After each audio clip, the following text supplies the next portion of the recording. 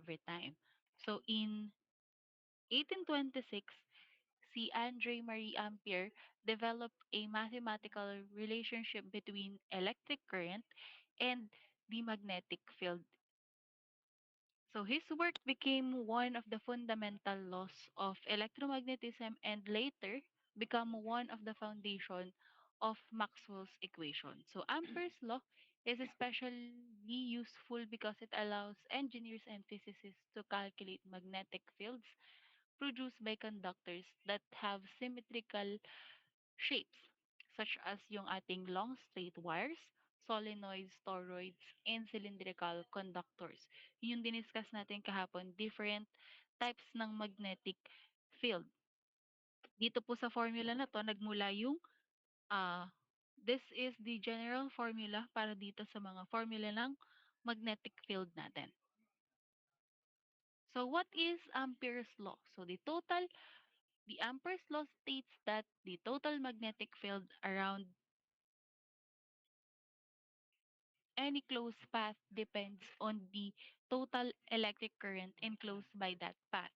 Meaning po, more electric current produces a stronger magnetic field. So, imagine nyo po meron tayong wire carrying a current through the center of a circle.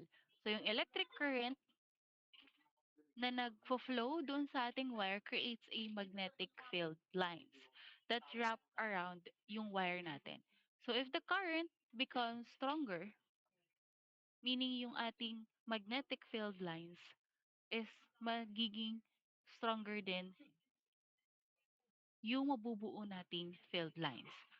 So Ampere's law mathematically described this relationship as the integral of your magnetic field times the tiny length along the chosen closed path, which is yung DL natin, is equals to the permeability, this one po yun, times yung current enclosed by the loop. So yung magnetic field, yung letter B natin, this represents the magnetic field strength produced by an electric current. And then yung ating DL, which is the line element. So instead of measuring the magnetic field at only one point, Ampere's law measures the magnetic field all around nung a closed path. And then this closed integral, this one, means add the magnetic field around an entire closed loop. So yung integral na to is unlike a normal integral, the starting point and the ending point are the same. So for example, ano yung mga closed paths natin? This includes circle, square, a rectangle, or any continuous loop. And then we have here yung ating permeability of free space. This constant tells us how easily magnetic fields are produced in an empty space. So ano yung constant natin for permeability? That is 4 pi times 10 raised to negative 7 Tesla times meter over ampere. And then yung ating enclosed current, only the current inside the chosen loop contributes doon sa ating Ampere's law.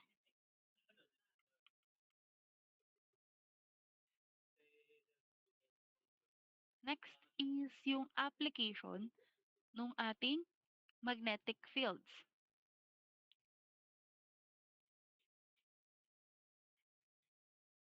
So magnetic fields are one of the most important tools for converting one form of energy into another. So they make it possible to convert yung electrical energy natin into mechanical energy or vice versa. It can be mechanical energy into electrical energy. So yung electrical signal into sound, if we're talking about speaker, and magnetic information into digital data such as yung ating mga MRI. So, isa-isahin natin yung mga applications of magnetic fields. So, the first one is electric motors. So, one of the most common application ni magnetic field is the electric motors. So, ano yung electric motor natin? It is a kind of machine that converts yung electrical energy natin into a mechanical energy.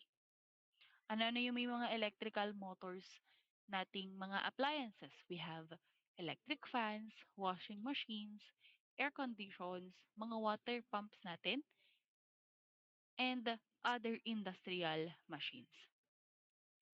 So, paano nag-flow or nagko-convert si electrical energy into mechanical energy? So, an electric current flows through yung coils inside doon sa ating electric motors. So, according doon sa ating electromagnetism, every current carrying wire produces a magnetic field.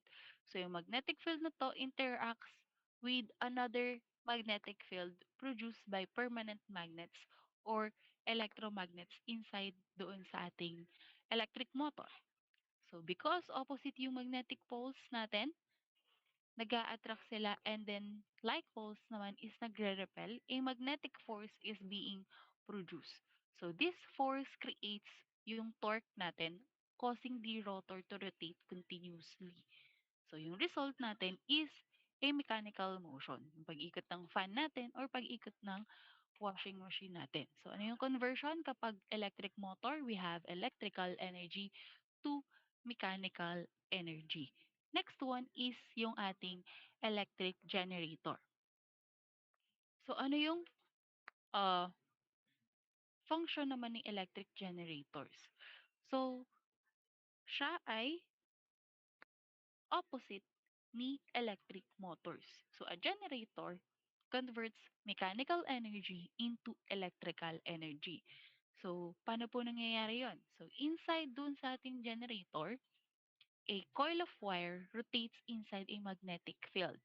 So as the coil rotates, yung ating magnetic field passing through yung wire natin changes. So according to Faraday's law of electromagnetic induction, yung change ng magnetic field na, na ito induces an electric voltage or what we call the electromotive force.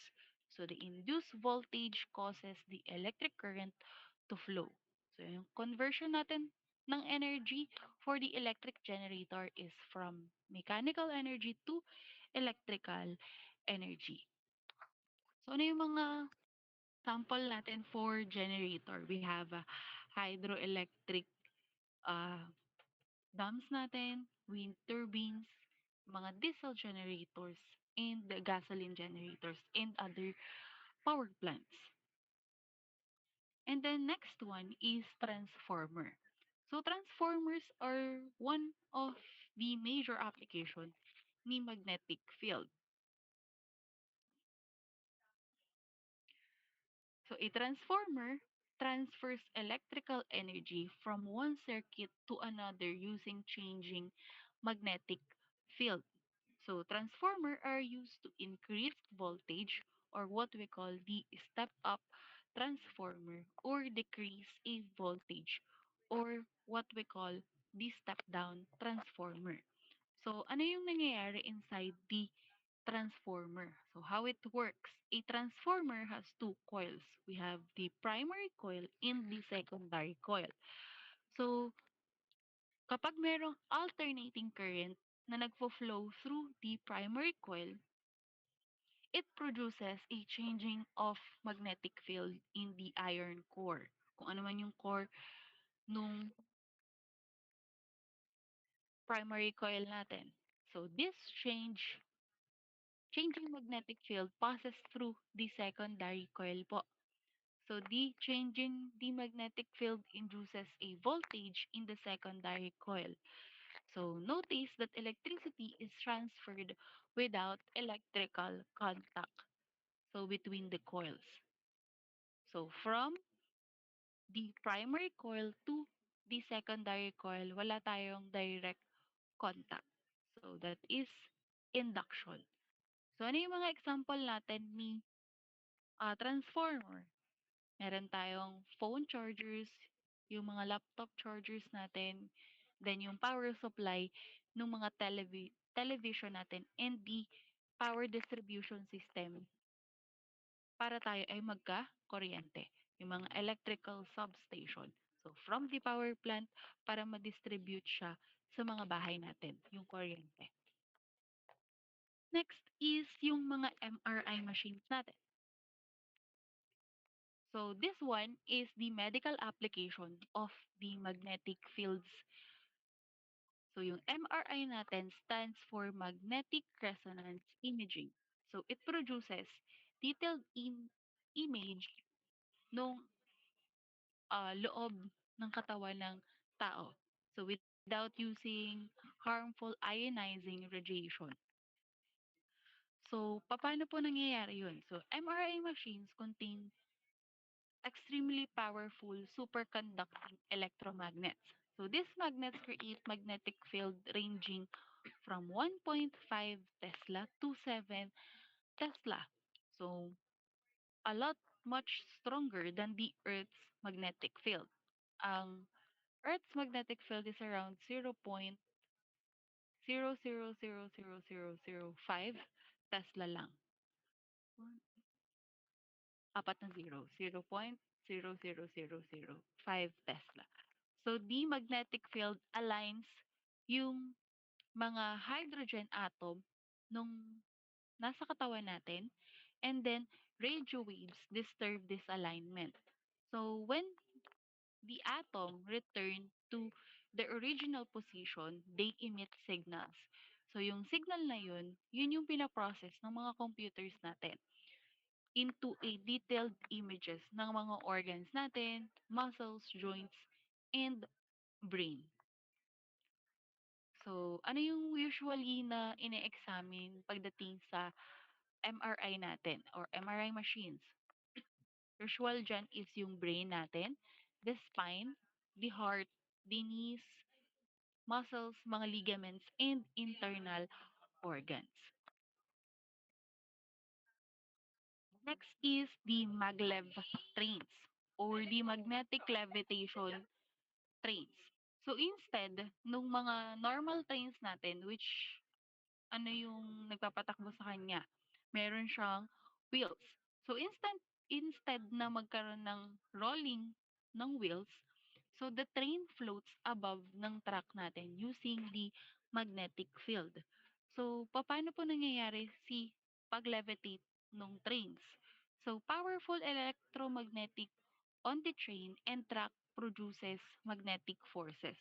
So yung force na yun, yung nagli-lift sa train natin above the rails or what we call the levitation. And then, yung track po, yung magiging guide ng train kung saan siya pupunta.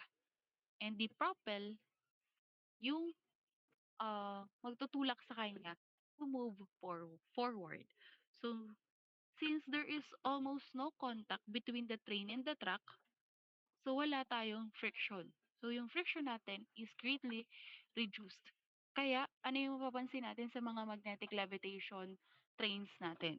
They are very high speed, smooth yung ride, much lower yung maintenance kasi walang masyadong gumagalaw sa track, less noise, and high efficient. Next one is yung mga speakers natin or loudspeakers. So every speaker uses magnetic fields. So ano yung main component ng mga speakers natin? We have a permanent magnet, voice coil, and cone. So yung cone na yun is what we call the diaphragm. So an alternating current yung nagfo-flow through the voice coil. And then the coil produces a changing magnetic field. So yung magnetic field na yun yung nag-i-interact with the permanent magnet. So the coil moves back and forth, and ano nangyayari pag nagba-back and forth yung coil natin?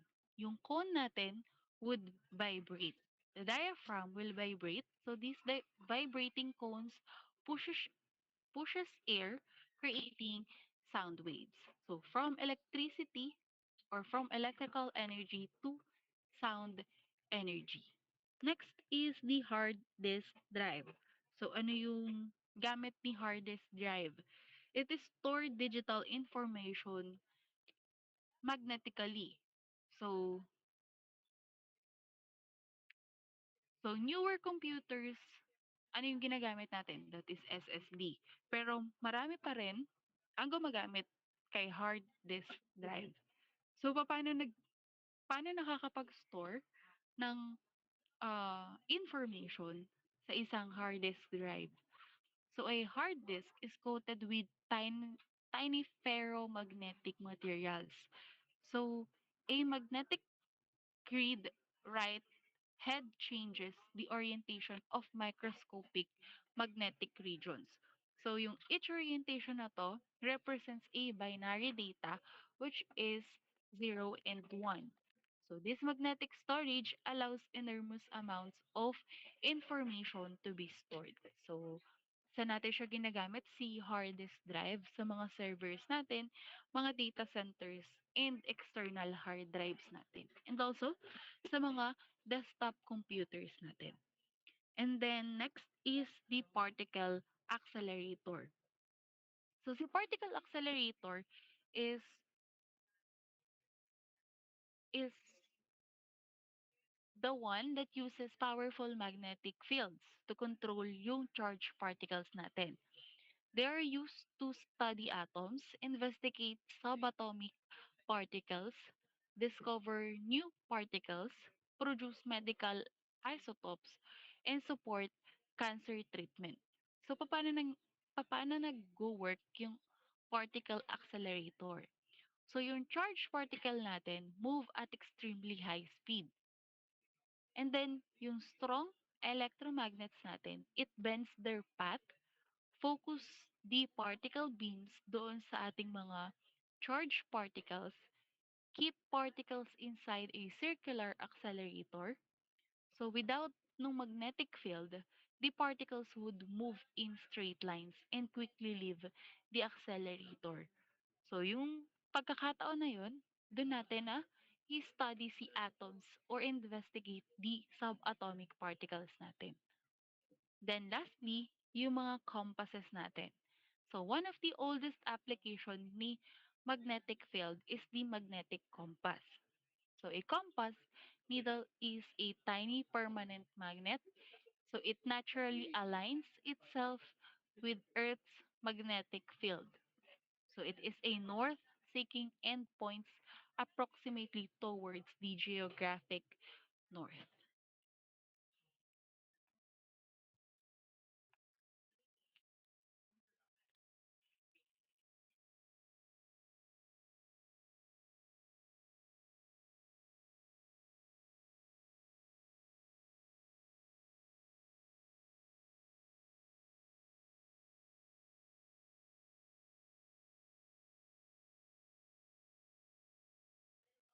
So next is the types of magnetic materials. So before we start discussing yung three types ng magnetic materials natin, let us first answer no, why are some materials strongly attracted to magnets while others naman po ay hindi?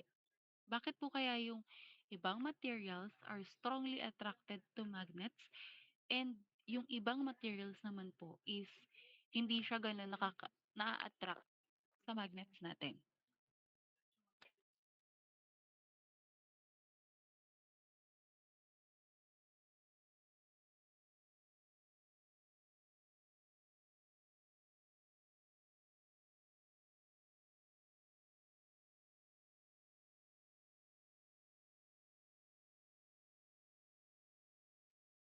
So bakit po kaya?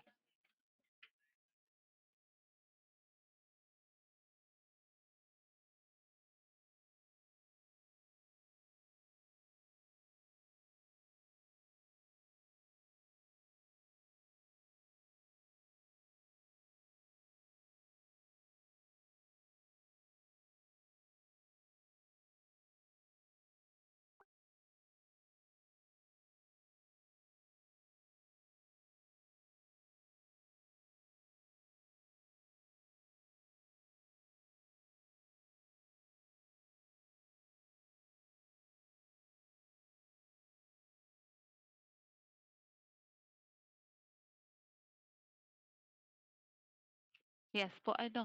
So, depende po sa atomic structure. So, may mga iron nail tayo, which is strongly attracted to magnets. And then, as mapapansin ninyo, sa mga aluminum can is only weakly attracted. And then for copper wire, it shows almost no attraction. So the answer is that yung ating mga atoms. So magnetism is not only property of magnets. So it is about the atomic property ng matter natin. So every atom contains electrons and every electrons behave like a tiny magnet. So overall magnetic behavior ng isang material is nakadepende on how these tiny magnetic moments interact with one another. So if we understand yung microscopic interaction, it helps us to choose the right material for different application. So if we're looking for no attraction sa magnets, we can use copper wires. And then if we need na mag-attract siya sa magnet, we can use iron na material sa mga design natin. So, bakit natin kailangan malaman if a material is a magnetic? So, different engineering application requires different magnetic properties. So, for example, we're designing an electric motor and the rotating part ng motor natin must produce a strong magnetic field. So, kailangan ba natin gumamit ng plastic as your rotating part ng motor natin, ng copper, ng iron? So, if we are required to use a strong magnetic field, so we're going to choose iron because it is a ferromagnetic material as it can produce yung magnetic field natin.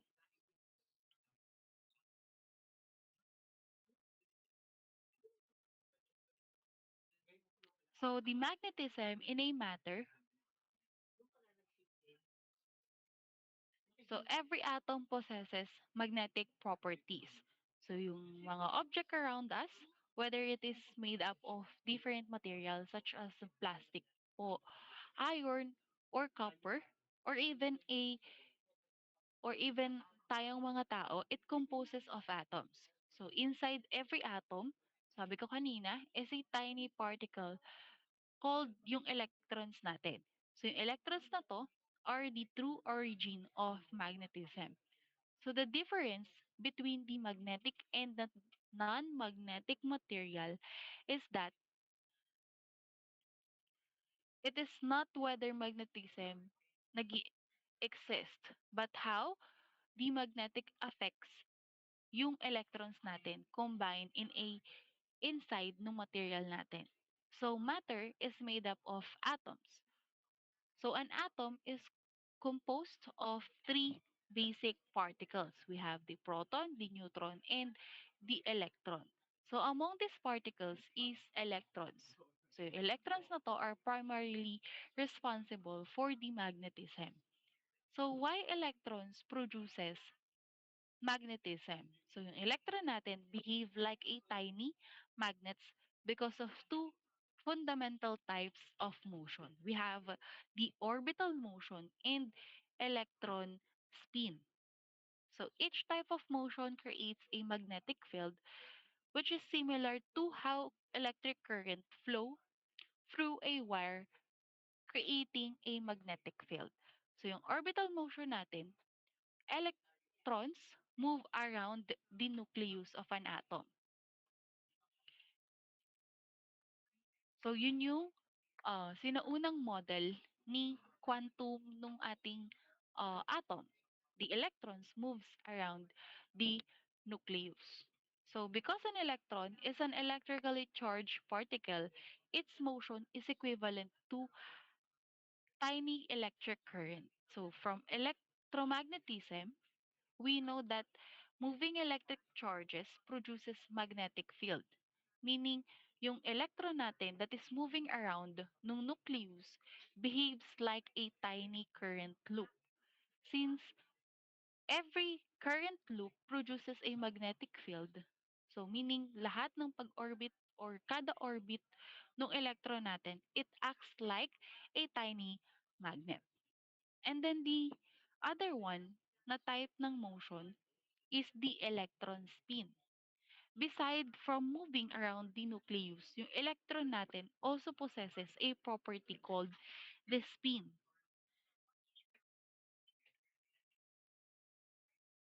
So, yung electron spin na to produces an even stronger magnetic effect than the first one na motion natin, which is the orbital motion. So because of this, yung electron spin natin is the major contributor to magnetism in most materials natin.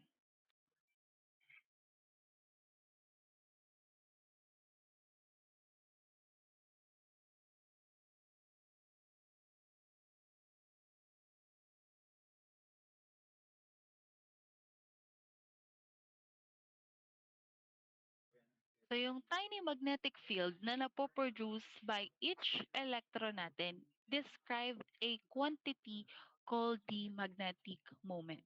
So ano yung magnetic moment natin? Magnetic moment is a vector quantity that measures the strength ng tiny magnets na yon, ng electrons natin, and the direction in which it points. So, yung magnetic moment natin is a vector quantity. Meron siyang magnitude and direction. So, yung arrow na yon, doon sa ating mga electrons, shows the direction of its magnetic field and how strong it behaves like a magnet.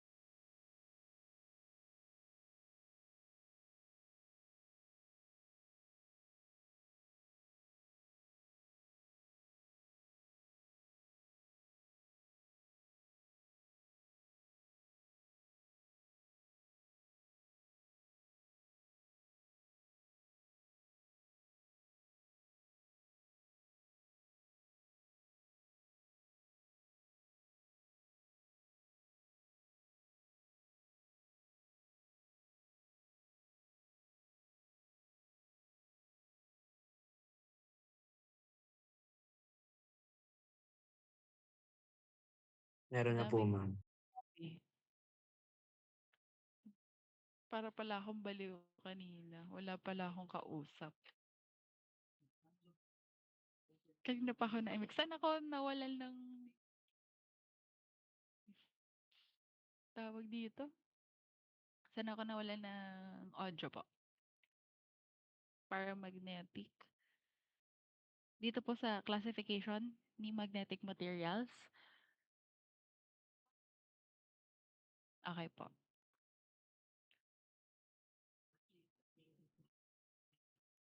Bakit nawala?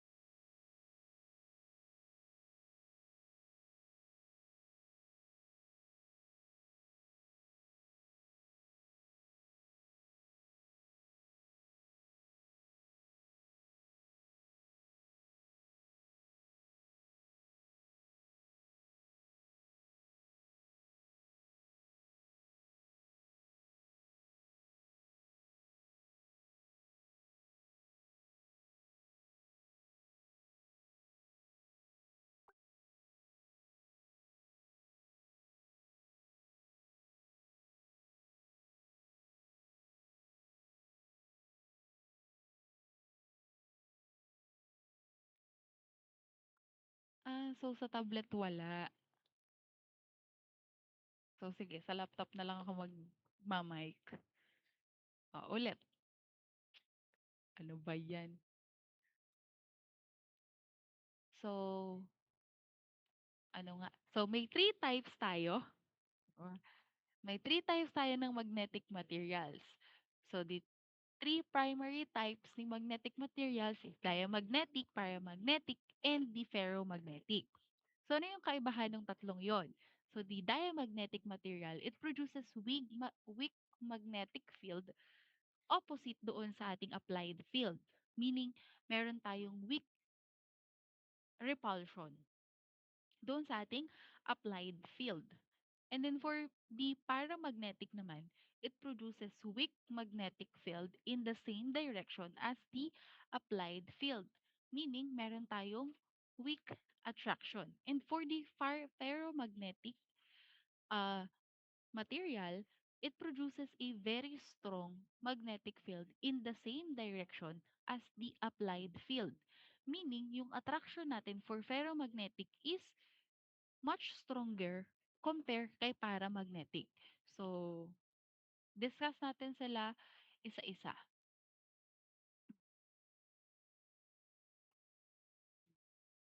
So, the first one is the diamagnetic material. So, diamagnetism is most common magnetic behavior found in nature, meaning almost all material exhibits yung diamagnetism natin. So, bakit po diamagnetism yung napoproduce ng mga atom contain yung mga atom inside the nature natin. So, because in any material, this weak effect is hidden by stronger magnetic behavior such as the paramagnetism and yung ferromagnetism natin. So, a diamagnetic material is a material that is weakly repelled by an external magnetic field. So, unlike nung ating ferromagnetic materials and diamagnetic materials, the diamagnetic material are not attracted to magnets. So, instead, if we place a magnet doon sa ating mga diamagnetic materials, it produces tiny magnetic field that points opposite doon sa direction nung magnetic field nung magnet natin. So, because opposite siya dun sa magnetic field natin, it repels each other. So, the material experience a small repulsive force. In simple words, the diamagnetic materials are materials that develop an induced magnetic field opposite to an applied magnetic field causing weak repulsion. So yung effect na to exists only while yung external magnetic field is present. So halimbawa, dinikit natin si magnet natin sa isang diamagnetic material, nagkakaroon tayo ng weak repulsion. Pero once na tinanggal natin si magnet, so nawala na yung magnetic field natin dun sa ating diamagnetic material, yung induced magnetism na yon or yung weak repulsion na yun is nagdi-disappear immediately as we remove yung ating magnetic field. So the characteristic ni diamagnetic material, it is weakly repelled by magnets. No permanent magnetic moments cannot become permanent magnet. Magnetism disappears immediately when the external field is removed and then present in almost all material but usually hidden by stronger magnetic effects. So, saan natin siya nakikita? Yung pagiging diamagnetic ng isang material. We have yung copper natin, silver, gold, water, glass, wood, plastic, and also in mercury and bismuth. So, ano yung application naman po ng diamagnetic materials? So, ginagamit siya sa magnetic levitation as it nagre-repel siya, kaya nagkakaroon tayo ng levitation. And then magnetic shielding, precision, scientific instrument, and then MRI compatible medical equipment.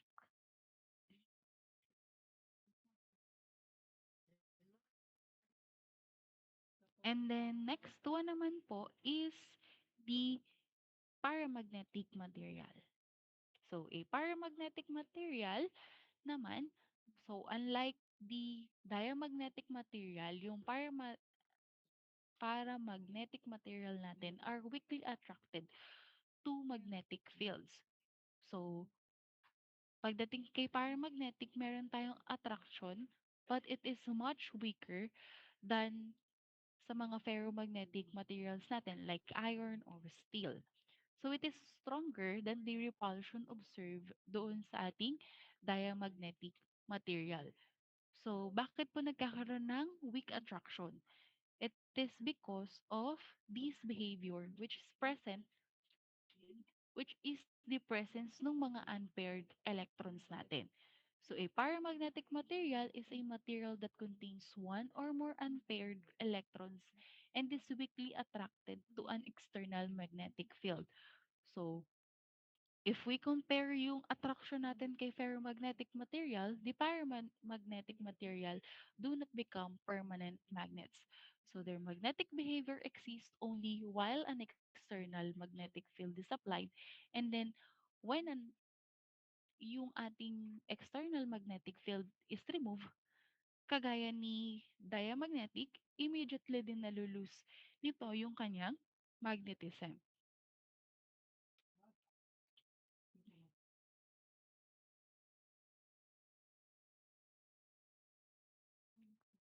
So in other words, paramagnetic materials are materials that are weakly attracted doon sa ating external magnetic field because they contain unpaired electrons. So ano yung mga characteristics natin ni paramagnetic? It is weakly attracted by magnets, possess unpaired electrons, become magnetic only while an external field is applied, and then lose magnetism after the field is removed. So, saan natin makikita si paramagnetic na to or ano yung mga materials na paramagnetic? We have aluminum, platinum, magnesium, calcium, sodium, and oxygen. And then, ano yung mga application natin ni paramagnetic?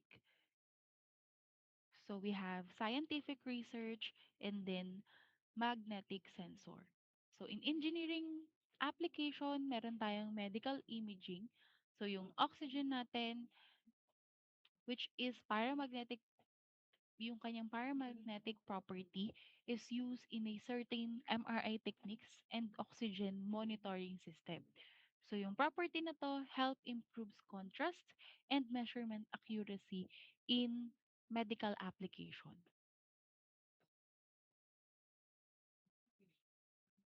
Then lastly, or last type ng ating magnetic material is the ferromagnetic material. So the ferromagnetic materials are strongly attracted by magnetic fields. So they contain magnetic domains that easily align with an external field. So even after the external field is removed, many domains remain aligned, allowing the material to retain magnetism. So this property makes ferromagnetic material useful for permanent magnets. So, yung ating ferromagnetic material is a material that is strongly attracted to an external magnetic field and can become permanently magnetized. So, unlike kay paramagnetic materials, yung ating ferromagnetic materials contain magnetic domains. So, when these domains become aligned, the material develops a very strong magnetic field. So, ferromagnetic materials are materials whose atomic magnetic moments strongly align with one another, producing powerful magnetic field. So, bakit yung mga ferromagnetic material natin is strongly magnetic? So, every electrons, sabi natin kanina, every electrons behave like a tiny magnet. So, yung each electron na to has a magnetic moment.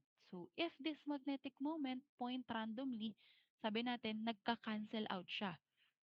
Kapag naman nag-point siya in the same direction, they reinforce one another.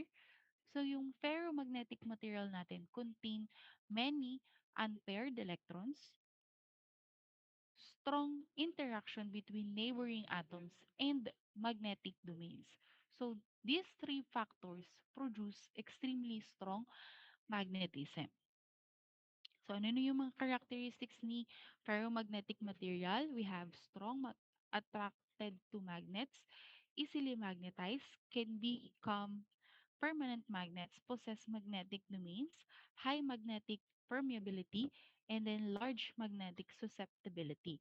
Ano yung mga example natin ni ferromagnetic material? We have iron, nickel, cobalt, steel, and certain rare earth alloys. So, saan natin ginagamit si ferromagnetic materials? We have electric motors, transformers, generators, loudspeaker, and then mga magnetic relays natin.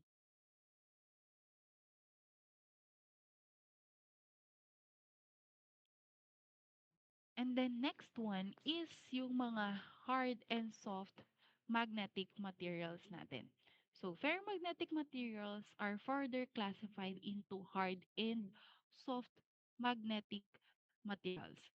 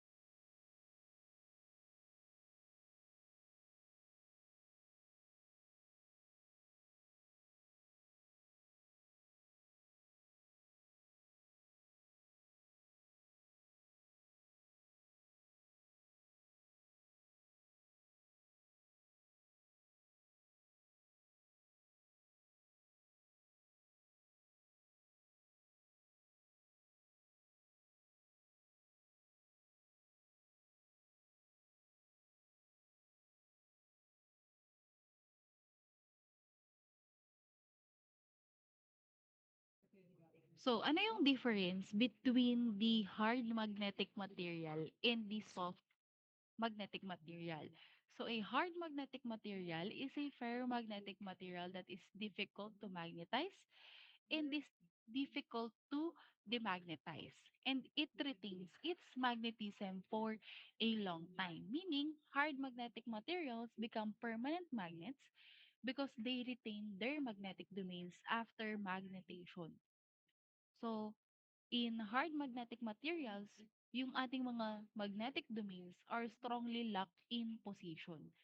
So, even after removing yung ating external magnetic field, yung domains na yon remain aligned and this produces mga permanent magnetic field natin.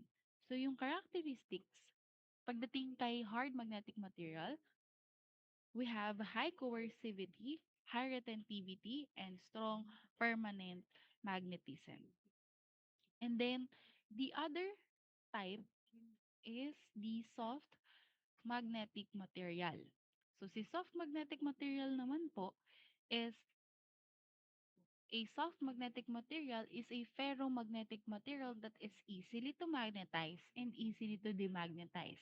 Meaning, it loses most of its magnetism when yung ating external magnetic field is na-remove. So, yung soft magnetic material quickly gain and lose yung ating magnetism. So, characteristics ni soft magnetic materials, low coercivity, high permeability, easily magnetize, and easily to demagnetize.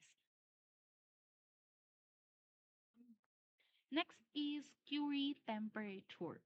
So, ferromagnetic materials lose their strong magnetic properties when heated above a certain temperature, which is what we call the Curie temperature.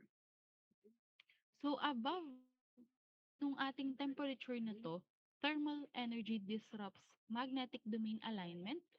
The material changes yung kanyang ferromagnetic to paramagnetic, meaning from strongly attraction to weak attraction.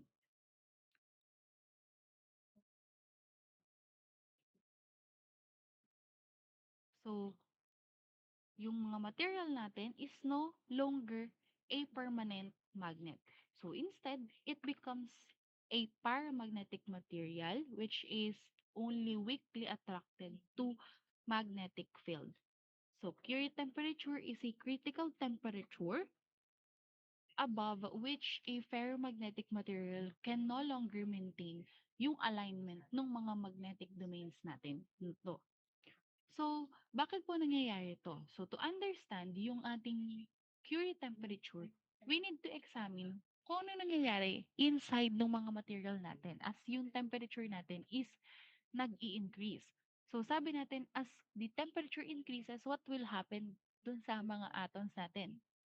So, the atoms are always vibrating. So, the higher the temperature, the faster yung atoms natin would vibrate. So initially, yung vibration na to are not strong enough to disturb yung alignment ng mga magnetic domains natin. Meaning, the material remains ferromagnetic. So as the temperature continues to rise, yung atomic vibration na to becomes stronger and stronger. So eventually, they become so strong that they overcome yung exchange ng interaction natin. So yung force responsible for keeping neighboring magnetic moment aligned is nagbe-break apart siya. So the magnetic domains break apart, the material loses its permanent magnetism.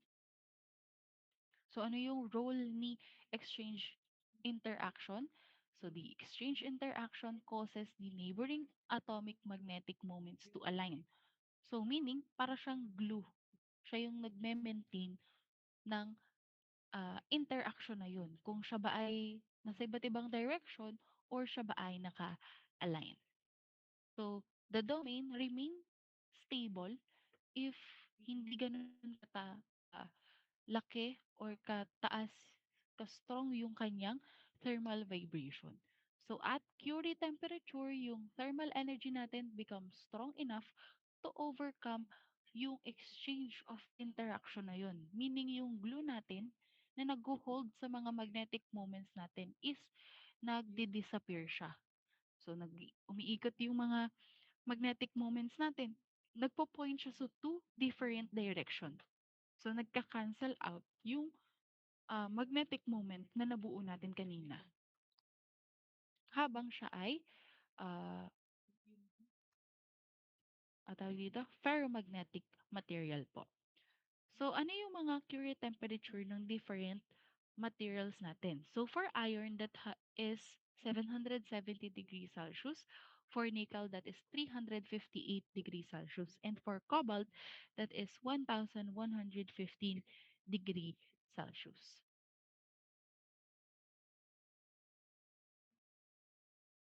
Next is comparison of magnetic material. So, ito naman po ay na-discuss na kanina, yung different properties ni diamagnetic, paramagnetic, and ferromagnetic. So, this one is engineering application ni magnetism. So, na-discuss ko na din to isa-isa kanina. If natatandaan, ito naman po ay summary lang nung mga magnetism kanina. Yung different types ng magnetic material.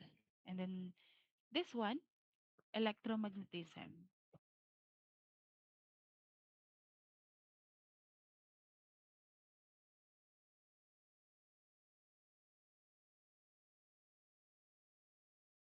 Wait lang po, parang mabagal po ang internet ko.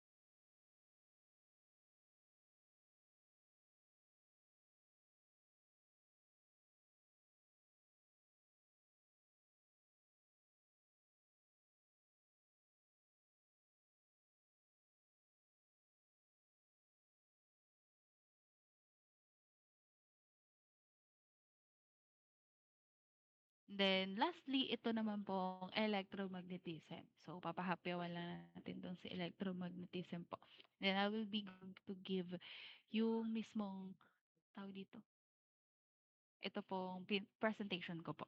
So, yung electromagnetism is a branch naman po ng physics that study the relationship between electricity and magnetism. It explains us how electric current produces magnetic field and how changing yung magnetic field natin produce electricity and how electric and magnetic field interact. So, for this one naman, wala naman ditong computation na ito ay puro history lang. So, puro dala lang siya. So, next time na to. And I will be discussing na muna yung ating laboratory report, which is this one po. I will be presenting.